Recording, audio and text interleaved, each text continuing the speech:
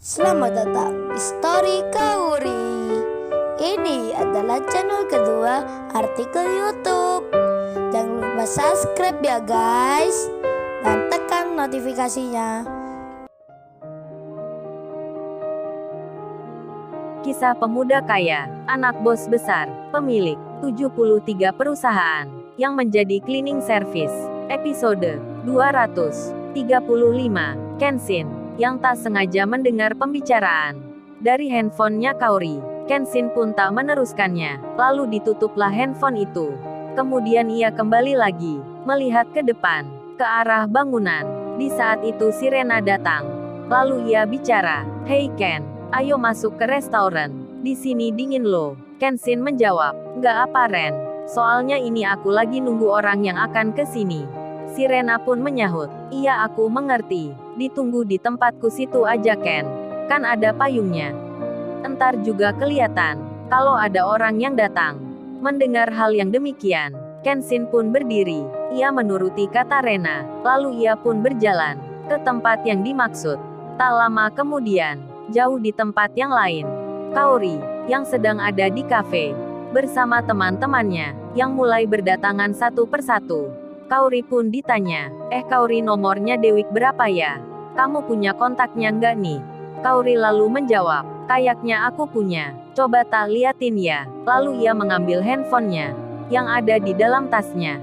Kaori segera memegangnya, dilihat layar gadgetnya, nampak HP-nya ini, yang seperti baru menelpon seseorang.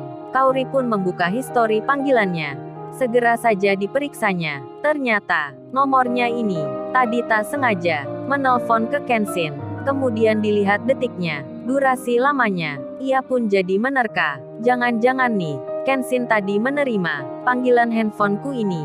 Ia pun mendengar pula percakapan tentang Randy. Kaori jadi berpikir, ia bertanya-tanya, apa Kenshin tadi mendengar itu ya? Mendengar tidak nih? Ia pun merasa tak enak sendiri. Sampai-sampai dirinya terlihat seperti melamun. Di sela itu temannya bertanya, Kaori, kamu kok jadi gak fokus gitu? Gimana nomornya Dewik ada ya? Aku mau telepon dia nih. Mau tanya kabarnya." Kaori pun jadi tersadar. Segera ia mencari nomor yang dimaksud temannya. Di lain tempat, si Denny, manajer restoran, yang di rumahnya Angelika, ia mendapat pesan dari bosnya. Pak Mori itu menulis, "Hei Denny, lu kemarin sudah minta maaf belum ke tuan muda itu?" Denny yang membacanya, ia yang memang akan ke rumahnya Kenshin, karena tak ingin malu ataupun dimarahi bosnya lagi. Denny pun membalas, "Sudah bos, beres tak ada masalah. Orangnya juga sudah saya beritahu, kalau restoran itu miliknya bos Mori." Katanya tak mengapa, ia menganggap tak ada masalah. "Semua aman bos." Waduh, Denny membuat jawaban sendiri. Meskipun saat ini ia belum bertemu Kenshin. Pak Mori pun membalas, "Oke lah kalau gitu, baik juga kerja kamu. Saya tadi khawatir, kalau kamu belum minta maaf." Rupanya Pak Mori masih memikirkan itu, karena saat ini, ia akan bertemu Kenshin. Jadinya rasa khawatir masih ada di benaknya, kalau masalah kemarin belum diselesaikan. Lalu Pak Mori melanjutkan jalannya. Sedang si Denny itu pun melihat cowoknya Angelika, yang nampak sudah datang. Tak menunggu lama, mereka pun berangkat ke tempat yang dimaksud. Kemudian di rumahnya Kenshin, si Iwan sendiri, semenjak tadi, ia menunggu di teras taman.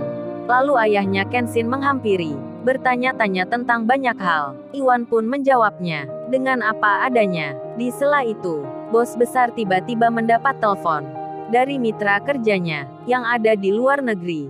Iwan pun melihatnya, ayahnya Kenshin sedang bicara. Sementara, di saat yang sama, di lain tempat, Yudis yang bersama teman-temannya, nampak sedang menyiapkan sketsa tentang renovasi tempat usahanya, yang akan dijadikan kafe.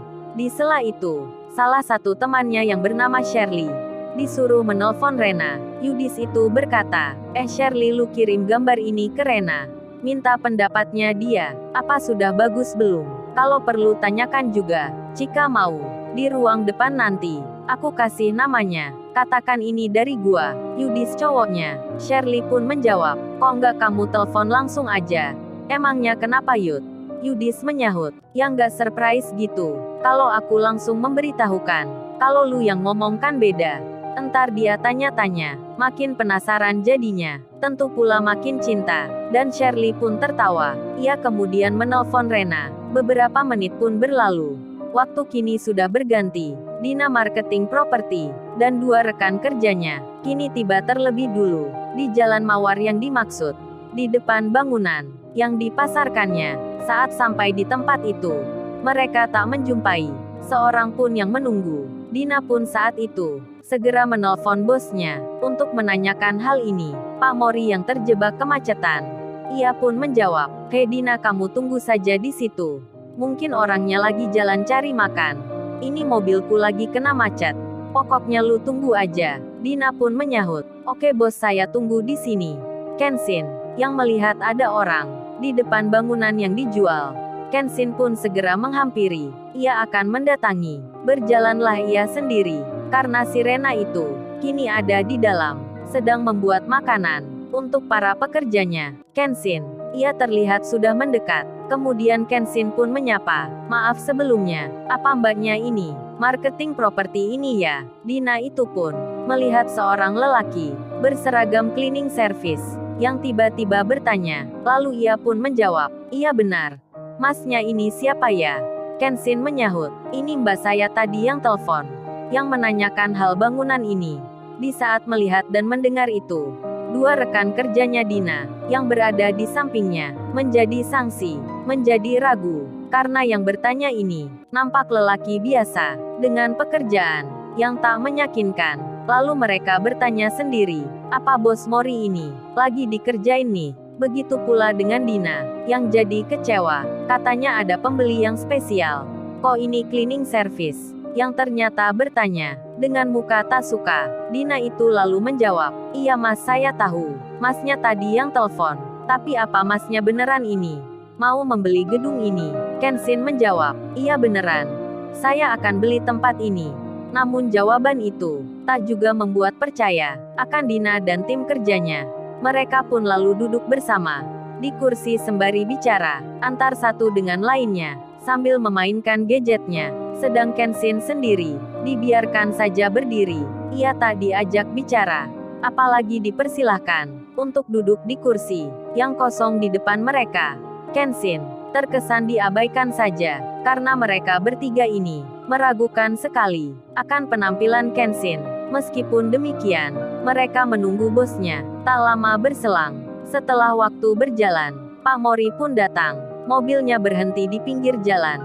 Para cewek marketing itu segera menghampiri, kemudian bicara, "Selamat malam bos. Ini kami sudah datang, tapi orang yang mau beli belum kami temui." Itu cowok yang berdiri, cuman cleaning service, yang sekedar bertanya saja. Pak Mori pun melihatnya, kemudian ia menyahut dengan wajah agak marah. Pak Mori pun berkata, "Kalian ini bicara apa? Melihat orang kok dari penampilan. Asal kalian tahu saja, cleaning service itu bukan artis yang suka pamerin outfit, membeli tas dan pakaian saja. Pakai dipamerin harganya mahal, lalu diupdate statuskan, ditayangkan di televisi. Makanya kalian ini, jangan sering nonton acara yang kayak gituan, hingga mata kalian jadi terperdaya melihat orang dari penampilan." Saya ulangi lagi, itu cleaning service, bukan seperti artis yang suka dipuji, tapi dia orang kaya. Pak Mori segera menghampiri Kenshin, sembari marketing yang baru dimarahi itu berjalan mengikuti. Kemudian Pak Mori menyapa, "Selamat sore Tuan Muda. Maaf pegawai saya ini kurang sopan. Tak mengerti menghargai orang. Maafkan saya ya Tuan Muda." Kenshin menjawab, "Enggak kok Pak, enggak ada apa-apa. Lagian Pak Mori, panggil nama saya aja." Lalu Kenshin melanjutkan bertanya, "Oh iya ini Pak, dilepas berapa ya harganya?" Pak Mori lalu memanggil Dina. "Berapa Din kamu pasarkan?" Dina yang masih bingung akan siapa pemuda ini. Begitu pula dengan teman lainnya. Ia pun lalu menjawab dengan bahasa marketingnya, "Ini bos karena letaknya yang strategis. Tempatnya juga baik. Properti ini agak mahal dari sebelumnya." Dina pun menyebut angka, "Harganya 35 miliar bos." Pak Mori menyahutnya, meneruskan jawaban Dina, "Segitu Tuan Muda harganya. Itu masih boleh ditawar." Iya enggak Dina? Dina menjawab iya bos. Masih boleh kurang. Kenshin pun menyahut. Sudah pas saya ingin cepat. Nggak usah makai menawar. Makin ribet jadinya. Karena saya ingin tempat ini bisa segera ditinggali. Pak Mori siapkan saja apa yang diperlukan untuk jual belinya. Biar nanti saya tinggal menjawab.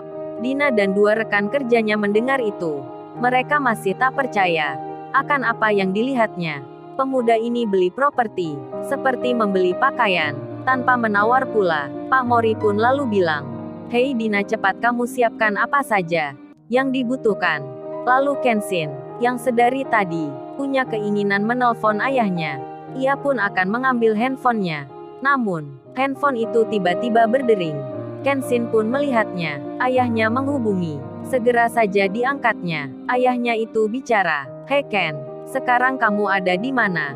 Kok belum pulang dari tadi?" Kenshin menjawab, "Ini ya lagi mampir ke tempat usahanya teman." Lalu Kenshin menceritakan tentang properti yang ingin dibelinya, diperuntukkan untuk anak yatim yang akan diusir, disuruh pindah di esok hari. Kenshin menjelaskan semuanya, ayahnya pun mengerti. Kemudian beliau menjawab, "Bagus itu Ken. Lebih bermanfaat sekali daripada mobilmu yang jarang kamu pakai. Harganya lebih mahal dari itu. Oh ya ini ayah mau bilang, besok kamu bisa ke London mewakili ayah untuk meeting 3 hari di sana. Soalnya ayah ini juga sibuk. Entar kamu juga ditemani beberapa pegawai ayah yang sudah berpengalaman. Lagian juga nama kamu entar yang harus tanda tangan di sana." Kenshin menjawab, "Iya saya bisa ya. Tapi masalah ini gimana ya?" Ayahnya pun menyahut, "Sini, berikan pada penjualnya. Ayah mau bicara." Kenshin lalu bilang ke Pak Mori, "Pak ini ayah saya. Mau bicara dengan Bapak." Pak Mori yang memang mengenal ayahnya Kenshin jadi nervous sekali. Kemudian ia menerimanya. "Halo bos. Selamat sore bos. Gimana keadaannya? Baik ya bos." Ayahnya Kenshin menjawab, "Kok pernah dengar suaramu? Apa ini Mori?" Pak Mori pun menyahut, "Iya benar bos, ini saya." Bos besar pun lalu bicara, "Wah kebetulan nih, yang jual ternyata kamu." "Oh ini Mori, mengenai jual beli itu, kamu tahu sendiri kan? Saya juga pernah beli lahan ataupun perusahaan yang angkanya jauh lebih besar dari ini. Ini gimana bayarnya sekarang atau besok pagi? Karena saya nggak mau ribet. Entar kamu hubungi saja ya dengan notaris yang biasanya. Karena Kenshin anakku itu juga sibuk. Besok ada pertemuan di London." Mendengar bicaranya bos besar, Pak Mori pun menjawab, Siap bos, tenang aja. Saya tak akan merepotkan masalah jual beli ini. Biar nanti saya sendiri yang mengurusnya." Dina itu mendengarnya, bosnya yang bicara dengan orang di telepon itu seperti menjadi bawahan. Lalu bos besar pun bilang, "Oh ya Mori, itu kunci kalau bisa kasihkan ke Kenshin segera. Karena biar bisa ditempati anak yatim." Pak Mori pun menyahut, "Siap-siap bos." Lalu ia bicara, "Hei Dina, kuncinya kasihkan tuan muda. Buka pintu gedung ini segera." Pak Mori dalam hatinya berbisik. Ia bicara sendiri, ternyata gedung ini dibeli semalam. Dengan cepat pula diberikan untuk anak yatim. Kenshin pun menerima kuncinya. Lalu ia bicara, "Gimana Pak Mori? Apa urusan ini? Saya perlu membahas lagi." Pak Mori pun menjawab, "Nggak usah tuan muda. Biar kami aja besok pagi yang datang ke kantor mengurus semuanya." Kenshin pun lalu bilang, "Terima kasih ya kalau gitu Pak Mori." Dina sendiri dan rekan kerjanya itu kemudian mendatangi Kenshin sembari malu-malu. Bicaranya rada ragu. Dina marketing itu berucap dengan pelan, "Maaf ya Mas Kenshin. Saya tadi kurang sopan, terkesan meremehkan." Kenshin menjawab, "Saya nggak tersinggung kok Mbak. Jadi santai aja." Sembari membawa kunci, kemudian Kenshin berjalan. Ia mendatangi pengasuh panti. Lalu ia pun bilang, "Mbak ini saya yang tadi janji. Ini kunci gedung di sebelah itu. Anak-anak nggak usah pindah jauh. Malam ini sudah bisa ditempati. Ini Mbak kuncinya. Di situ masih ada pemiliknya. Jadi nggak usah khawatir. Gedung itu dibeli memang untuk anak yatim. Coba Mbaknya ke sana dan tanya aja." Kenshin dengan segera meninggalkan tempat itu. Pengasuh panti tersebut sampai tak bisa bicara karena rasa kagetnya yang luar biasa, hingga tak sempat bertanya nama. Bertanya kenapa? Bertanya siapa? Yang sebenarnya tentang pemuda itu. Lalu, bagaimana kisah selanjutnya? Subscribe channel ini untuk episode berikutnya. Terima kasih. Jangan lupa ya guys, untuk kelanjutan ceritanya ada di artikel YouTube. Jangan lupa subscribe ya guys, dan tekan notifikasinya